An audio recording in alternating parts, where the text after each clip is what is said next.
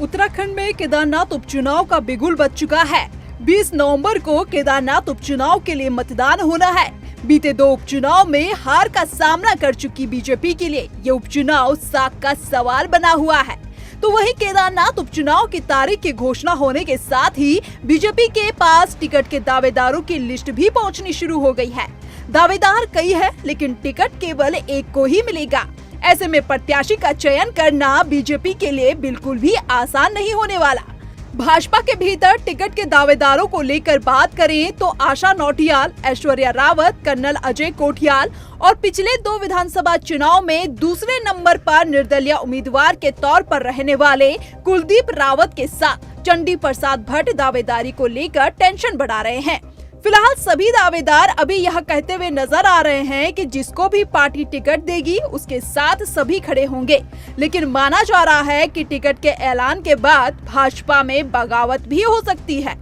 देखिए, ऐसा नहीं है। आवंटन का भी बहुत सारे हमारे यूपी के बाई इलेक्शंस हैं, हमारे महाराष्ट्र के हैं, हमारे झारखंड में इलेक्शंस हैं। तो केंद्रीय नेतृत्व जो है एक जगह का टिकट नहीं है, पूरे 4 स्टेट्स के टिकट को होना है। तो थोड़ा समय लग रहा है, लेकिन मुझे पूर्ण विश्वास है कि देखिए, पार्टी लाइन के बाहर जाके कोई भी व्यक्ति कमेंट नहीं करता है और करना भी नहीं चाहिए।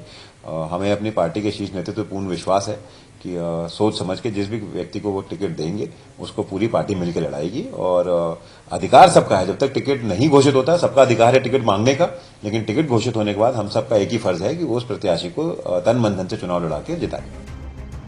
जिस तरह प्रत्याशी के नाम के ऐलान में भाजपा देरी कर रही है, ऐसे में माना जा रहा है कि ज्यादा दावेदारी पेश होने पर भाजपा को संशय है कि कहीं टिकट का ऐलान होने के तुरंत बाद कहीं बगावत न हो जाए और कोई दावेदार निर्दलीय मैदान में उतर गया तो कहीं पार्टी का खेल न बिगड़ जाए। ऐसे में पार्टी जानबूझकर टिकट को अंतिम समय पर घोषित करेगी ताकि जो दावेदार दावेदारी कर रहे हैं उनमें से किसी को टिकट न मिला तो नाराज होकर निर्दलीय मैदान में उतरने वाले उम्मीदवार को नामांकन का भी ज्यादा समय न मिले। हालांकि कैबिनेट मंत्री प्रेमचंद अग्रवाल की माने तो भाजपा के भीतर सब कुछ ठीक चल रहा है।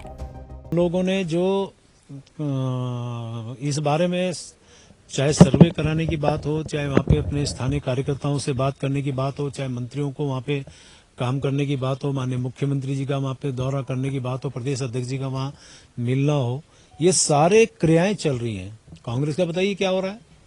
कांग्रेस के कभी कोई पर्यवेक्षक बन जाते हैं, कभी किसी को हटा दिया जाता है, कभी किसी को लगा दिया जाता है।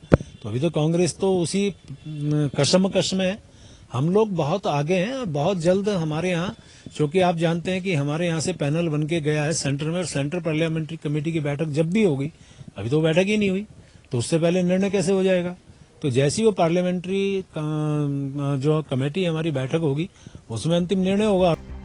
बीते 2 उपचुनाव में मात खा चुकी बीजेपी के लिए केदारनाथ उपचुनाव काफी महत्वपूर्ण है, क्योंकि इस सीट से न सिर्फ पीएम मोदी का सीधा नाता जुड़ा है, बल्कि मुख्यमंत्री पुष्कर सिंह धामी को खुद को फिर से साबित भी करना होगा।